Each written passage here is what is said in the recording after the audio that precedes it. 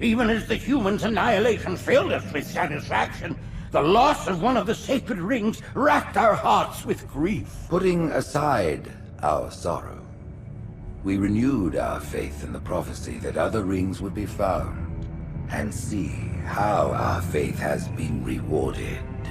Halo, its divine wind will rush through the stars, propelling all who are worthy along the path to salvation. But how to start this process? For ages... Hey there, welcome to the Lore to Death podcast. My name's Brett, and today I want to take a moment to talk about Halo, and more specifically, the prophets from Halo 2 and somewhat Halo 3.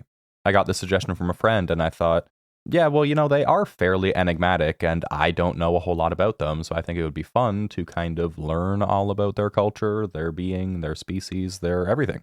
And I feel like a lot of other people would have probably glossed over them as well. Not that you could really gloss over them entirely because they were kind of the main plot point, but you know what I mean. And a very quick aside, Halo 2 was an interesting release. I remember it pretty well, and I remember it being relatively controversial, but also extremely well received. While it was met with critical acclaim from most people, the addition of proper bosses and the abrupt cliffhanger of an ending, some fans were worried that the series was headed in a slightly concerning direction. I, personally, thought it was a great addition to the series.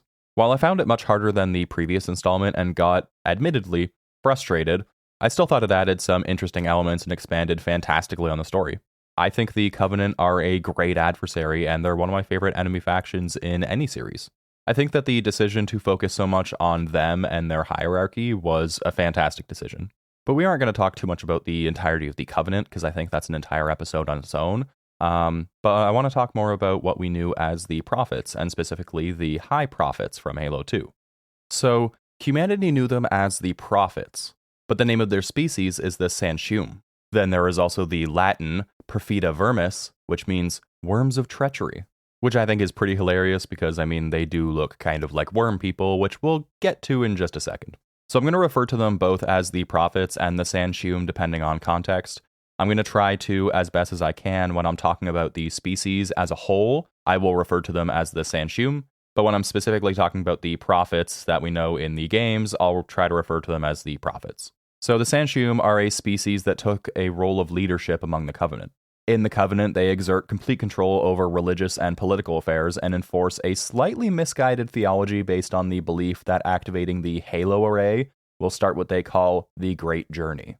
And I think that the Great Journey is a fantastic place to start. So this religion was based on the worship of an ancient race of beings known as the Forerunners, who they viewed as gods. And as their name suggests, the Forerunners kind of came before everything, and they were kind of the leaders, I guess you could say, before they went extinct. So the Sanshoom viewed the Forerunners as being omniscient and all-powerful beings who managed to transcend the physical world and achieve a form of divinity. The Prophets believed that this was achieved through the creation of the Halo rings, which were viewed as sacred religious grounds, and that activating them would allow the Covenant to walk among the Forerunners in a transcendent realm. While they believed all of this, most of the Covenant's lesser races, like the Grunts or Jackals, would be left behind in this great journey, while greater races, like the Sanshoom, would be allowed to go beyond. Now, they were half right in this theory in a really weird way, that activating the Halo array would allow them to transcend the physical realm, but in reality, it would be in death rather than rapture.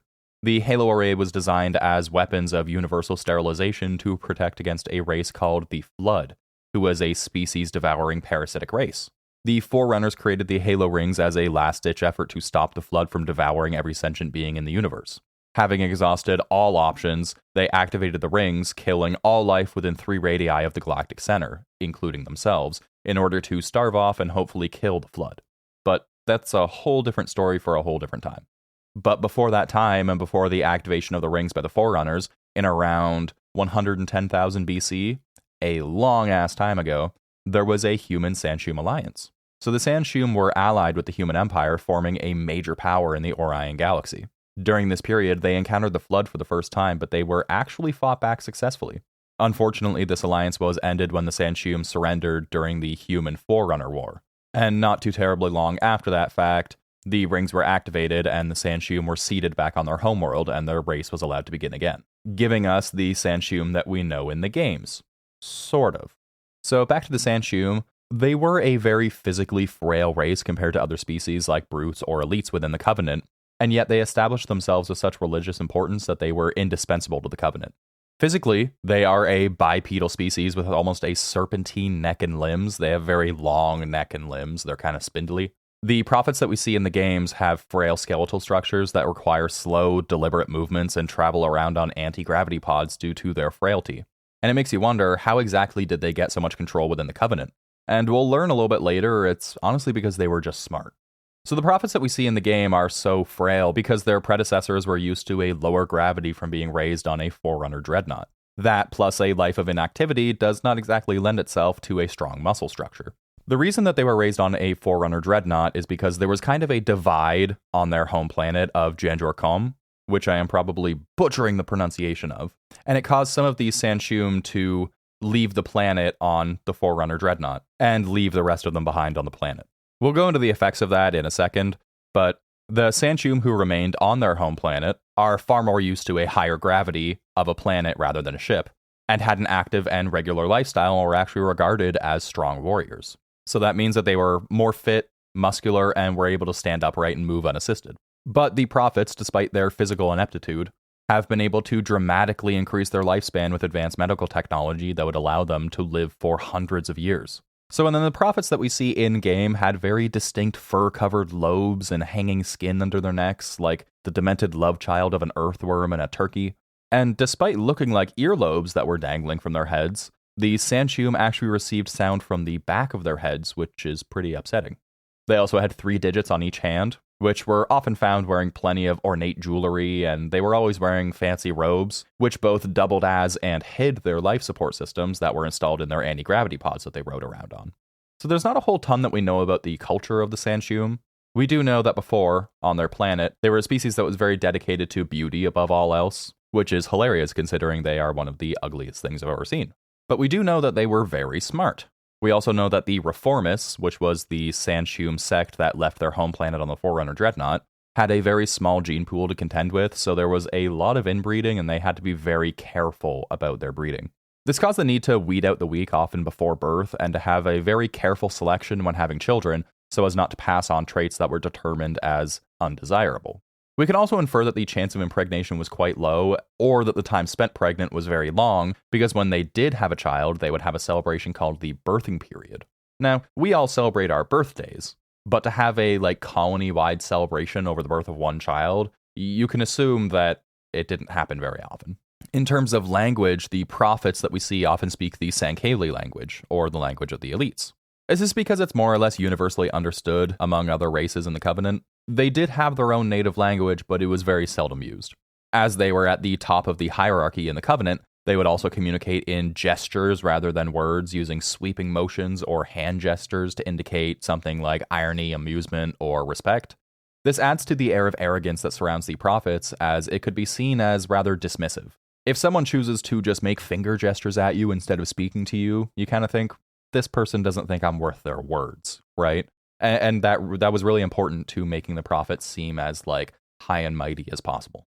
So speaking of the Sankali, before they were part of the Covenant, they actually had the belief that Forerunner technology was sacred and that it should not be touched or used for personal gain. And while initially the Sanshum had this same belief, the Reformists had a completely different belief, as was evidenced by their belief in the Great Journey. The prophets would often disassemble Forerunner technology to suit it for their own needs in conjunction with their own technology. This caused the first meeting between the Sanshum and the Sankali to be a very bloody affair. While the Sankali were physically superior, the Sanshum had the technological upper hand. They used hit-and-run tactics to slowly wear down the Sankali army and eventually won the battle. The Sankali eventually gave up on their convictions that the Forerunner technology should not be trifled with and joined the Sanshum for the survival of their race. This forced an early version of the Covenant, with the prophets being the brain and the Sankali being the brawn. The other races kind of came later. But this is really how the Sanshum asserted dominance. They won over a very physically superior Sankali, and then they used the Sankali as their brawn. So wherever they went, they had a very capable army to contend with whatever they might have dealt with. And that's how they were able to assimilate other races into the Covenant. Back to their role in the Covenant, not every Sanshum was a prophet. There were plenty of them that were just regular people, But the Sanshium who wished to have the role of prophet, hierarch, whatever you want to call them, they were supposed to have received the blessing of the Oracle, which resided on the Dreadnought on High Charity. So High Charity was the Covenant's mobile planetoid station, and it was known as the Holy City of the Covenant, or the Prophet's Holy City. Effectively, it was kind of a home world of the Covenant. It was an artificial star that simulated natural sunlight within the city. So all you really need to know about High Charity is that it's basically a giant floating mushroom in space, and they considered it their holy ground and capital. However, since their position had become largely political, this process was often overlooked and they didn't really seek out the Oracle to make someone a prophet, but instead prophets would be replaced due to political machinations. But upon their ascension to hierarch, prophet, what have you, the Sanshium would choose their prophet titles, which they would be referred to as opposed to their given names. So we see this in the prophets of truth, mercy, and regret in Halo 2. And interesting to note about the prophets' names is that they were often quite contradictory to their personality. The prophet of truth was prone to lying, the prophet of mercy was extremely harsh and judgmental to others, and the prophet of regret was often headstrong and unapologetic. Funnily enough, the prophet of restraint, who we'll talk more about in a second, stepped down as a result of sexual exploits when they had taken a vow of celibacy, showing a lack of restraint. Makes you wonder if they intentionally thought about their worst traits and just made it into their names. So before the 3 prophets that we know in Halo 2, there were others.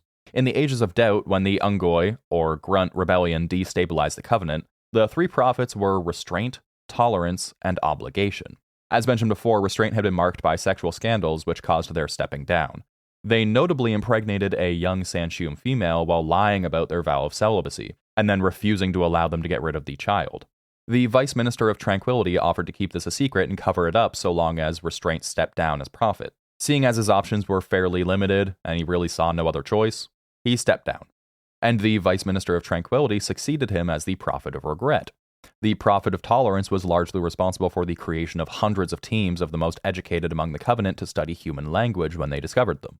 And then there was the Prophetess of Obligation, one of the most beloved of her age. Unfortunately, she fell victim to a political shakedown, as most of them do, and was forced to step down, being replaced by the other 2 prophets in what was known as the Ninth Ages, Truth and Mercy. So the Age of Doubt ended when they discovered the human race, or what they called Reclaimers, and they entered the Ninth Ages, as mentioned before, or the Ages of Reclamation. So this was when the Covenant's true search for the Halo Rings began, and this was the final act in the history of the Covenant. The Prophet of Truth spurred on the hunt for heretics who were former Covenant who realized that the teachings were false and seceded from the Covenant. Truth was, in the end, killed by one of these heretics, the Arbiter, aboard the Forerunner Dreadnought while trying to excavate an artifact from Earth. Looks like real Brett made an oopsie doodle, so AI Brett is here to help. The Prophet of Truth was actually killed by Arby in the control room of the Ark, a Forerunner installation from which all the Halo installations across the galaxy can be activated simultaneously. Anyways, back to the inferior Brett. Now, this is going to be one of those long story short situations because there is so much that happened during this period. I would have to go over the entire events of Halo 2 and 3, really, to uncover it all. The Prophet of Mercy was older than any other known hierarchs. Originally serving as a liaison between the Oracle and the Covenant Council, Mercy, along with Truth, was a key member in attempting to begin the Great Journey and was attacked by the Flood on High Charity.